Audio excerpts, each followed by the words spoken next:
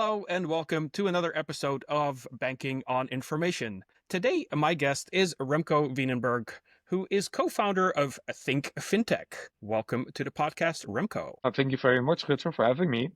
I'm delighted to be able to share my experience today in your podcast.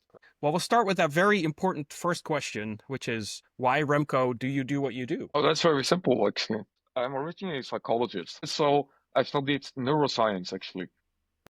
So I come from a very different angle than most bankers, and my main drive is to see how fintech can positively impact people's daily lives. That's basically my tagline. So if you reduce financial stress, then you will also see that people will make better decisions, better judge decisions, mostly, because financial stress is related to mental illness. So I combined my background with what I'm currently doing. I try to turn fintech into something that is tangible for people.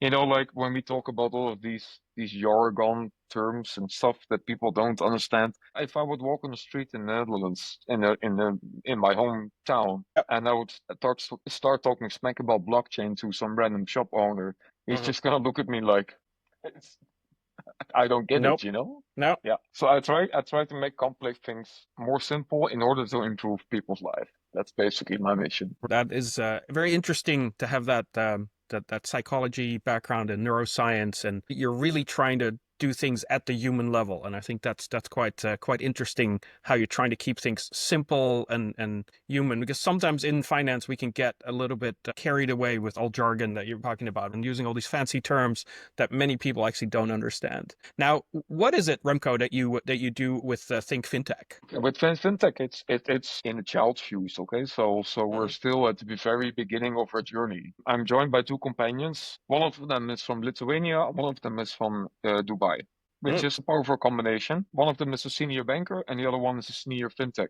So that makes a good team, because what we're trying to do is a bit different. What we're trying to do is we're trying to come up with a good package where we help fintechs being successful in selling to banks or working with them. This all comes down to something that we call stakeholder analysis and sales and marketing alignment. And what I mean with that is a lot of fintech companies think that they have found a solution which actually makes no sense at all. And I'm not the kind of guy about, I'm always honest, okay? So I'm going to Lithuania in 1 week.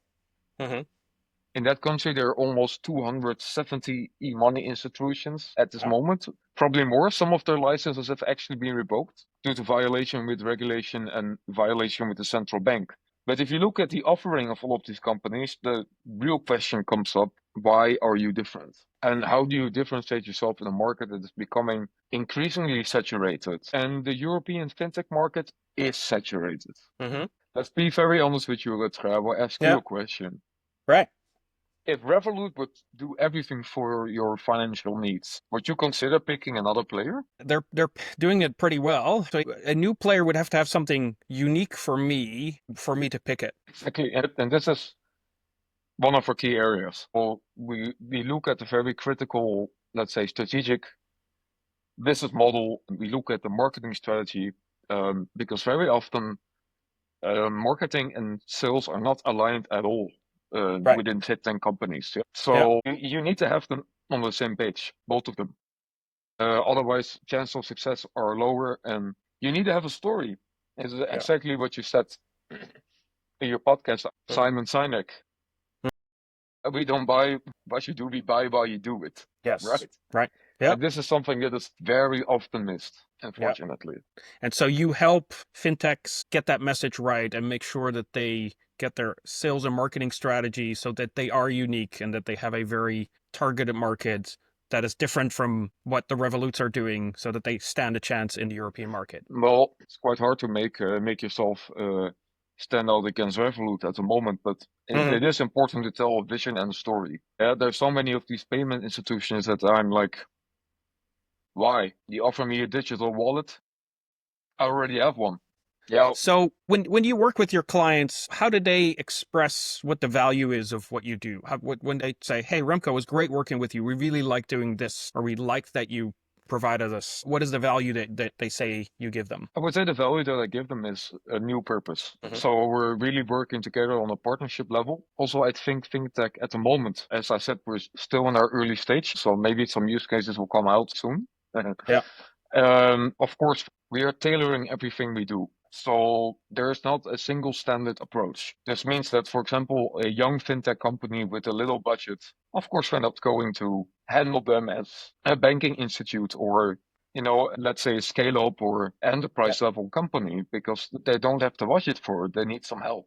So we stand for two things. One is helping the scale ups succeed, and on the other hand, we also try to help startups. And yeah, we have to handle them differently. Basically, the end result is it's simple. So we do a little bit of screening. So we try to identify the pain. That this is something that a lot of startups also don't really understand. It's like you need a good pain point to Yeah. start with.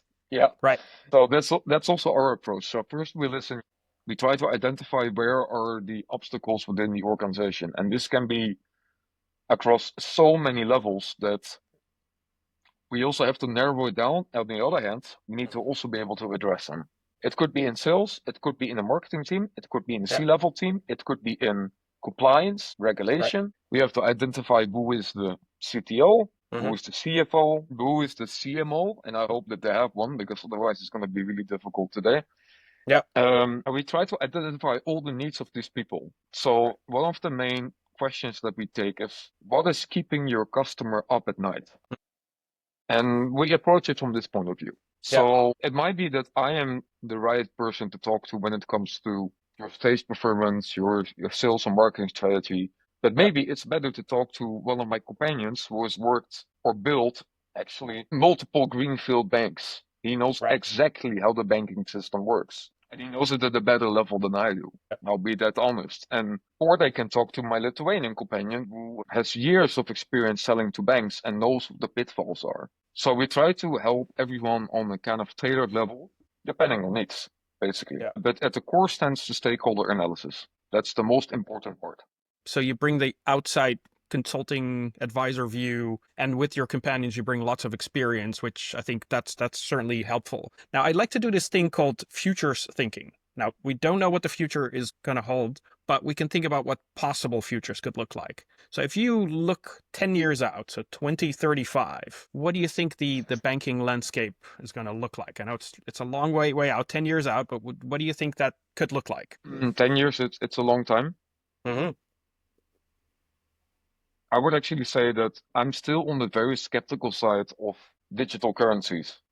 Although we have recently seen a change with the Trump administration, which has to be acknowledged, it's very hard to predict because when I talk to daily people like business owners and the problems that they're facing, I think that one of the core things that I've come to realize in the last few years is that fintech has become a commodity, if you Hmm. know what I mean. Yep. It's no longer a disruptive force. It's Right. something part of our lives. It's already integrated almost everywhere. Even people in the Netherlands started to use, I mean, still ABN AMRO, yeah, one of our Dutch banks. Mm. Yeah, it's convenient enough for people who spend most of their lives in the Netherlands. But I've seen a great adoption of Revolut across the whole country. The problem is how is Revolut going to diverse itself or offer products that make the business model a little bit more sustainable. I mean, Yeah. investment products and all these. It's very hard to predict the future for fintech at the moment, I would say, and Right. for the banking landscape. But Yeah. there's one thing for sure, the traditional banks aren't going anywhere. So many years ago, there was a lot of like, saying, oh, banks will disappear. And have we seen it happen? Not really, yeah. Mm, And one major trend absolutely is, it's undeniable. I think that AI will change the landscape Exactly. Yeah. for a very large part, actually. At the moment, I have a detector on my laptop, which will, if you say something with ChatGPT, I will know. Let's put it that way. Right. Okay. There you go. Interesting.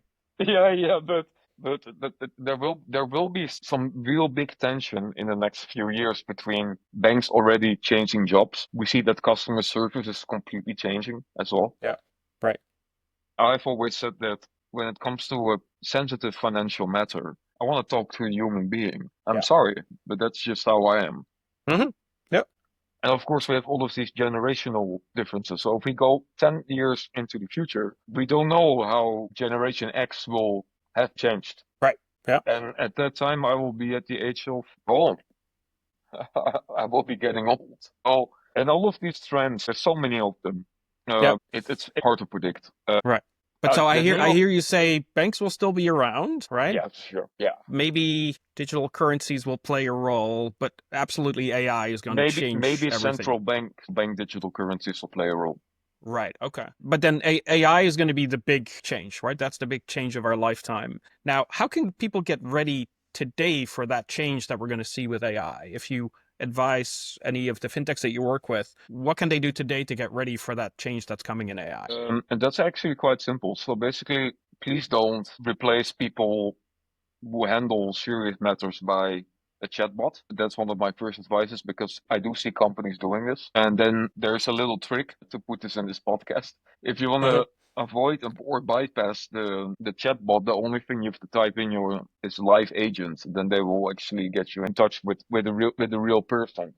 I think that there has to be a very strong balance. I did a webinar a while ago about okay, so where is AI and where are the people? Right. Like, how do we balance this out within the company? Of course, Yep. AI cost saving.